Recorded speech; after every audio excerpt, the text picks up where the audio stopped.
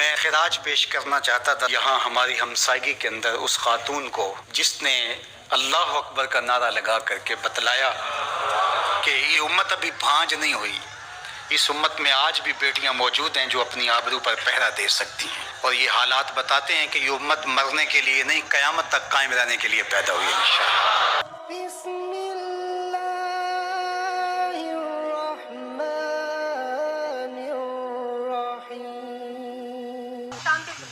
I really feel دنیا میں ہر انسان کو you, me, anybody has their opinion how they want to share it، چاہے ان کو گھر میں ڈسکس کرنا ہے یا ٹویٹر پہ لکھنا ہے یا جیسے بھی کرنا ہے. I think that is their opinion.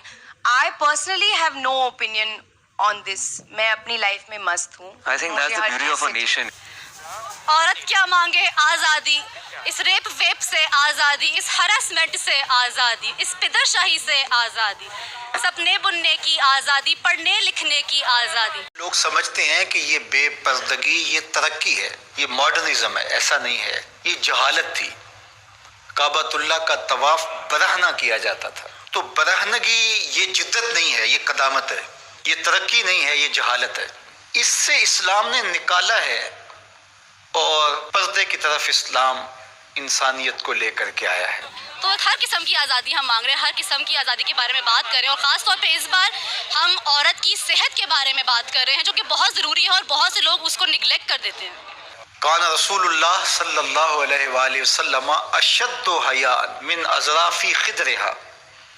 کمواری لڑکی پردے میں لپٹی ہوئی جس طرح حیادار ہوتی ہے، حضور اس سے بھی زیادہ حیادار تھے. تو یہ ہمارا دین ہے. لیکن مغرب اور لادینی قوتیں جانتی ہیں کہ پردہ اسلام کا شعار ہے، اور انہوں نے پہلے اس کو کمزور اس طرح کیا جس طرح ایک رواج کسی نے کہا. بعض بڑے بڑے چینلز کے اوپر بیٹھ کے نام نہاد مفکرین کہتے ہیں یہ عرب کلچر تھا.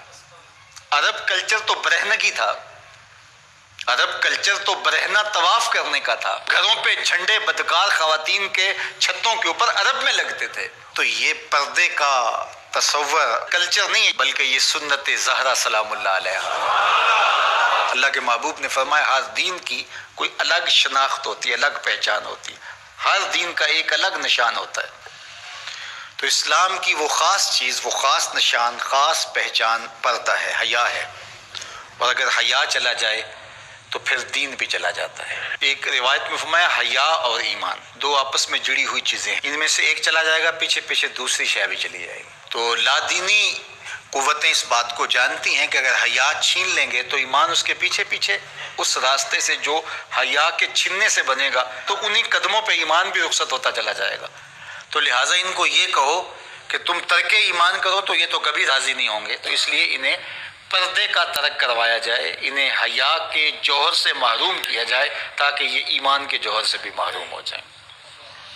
تو پھر انہوں نے کئی رنگ تراشے، کبھی کہا کہ نظر کا پردہ ہے، کبھی کہا کہ پردہ تو انسان کے دل میں ہوتا ہے. مرد ہے وہ کہہ دیتا ہے کہ یار آج میری طبیعت نہیں ٹھیک یا میرا سر میں درد ہے، میں انٹرسٹڈ نہیں ہوں، آج کی رات نہیں کسی اور دن صحیح. عورت کیا کہے گی؟ ٹھیک ہے اٹس اوکے بعد میں صحیح. تو یہ جب عورت کر سکتی ہے تو مرد نہیں کر سکتا. اگر مرد یہ کہہ دے کہ میں نے کمانا نہیں ہے پھر آپ شادی تو مجھے بتاؤ آج کا شخص جو شہوتوں سے لتھڑا ہوا ہے، جہاں شہوات کی گندی ہوائیں چل رہی ہیں، اس ماحول کے اندر اگر کوئی یہ بات کہے تو کتنی عجیب ہے.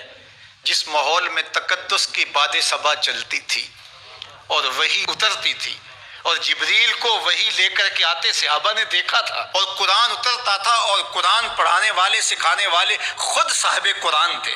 وہ صحابہ ان کو جب پردے کا حکم دیا گیا اور ان کو نظریں نیچی رکھنے کا حکم دیا گیا تو میں اور آپ کون ہوتے ہیں؟ جب سیدہ عائشہ، حضرت ام سلمہ، حضرت میمونہ، حضرت زینب، سیدہ فاطمہ الزہرا سے کہا گیا کہ تم اپنے پردے کی حفاظت کرنا، تو مجھے بتائیے اس تقدس مآب ماحول کے اندر بھی جب پردہ کرنے کے لیے مومنوں کی ماؤں کو حکم دیا گیا، اور ابو بکر و عمر عثمان و علی عشرہ مبشرہ جن کی جنت کی ضمانت بھی رسول اللہ نے دی ہے، تو جب ان کو بھی کہا گیا کہ نگاہوں کو نیچے رکھنا، تو میں اور آپ کس شمار میں ہیں؟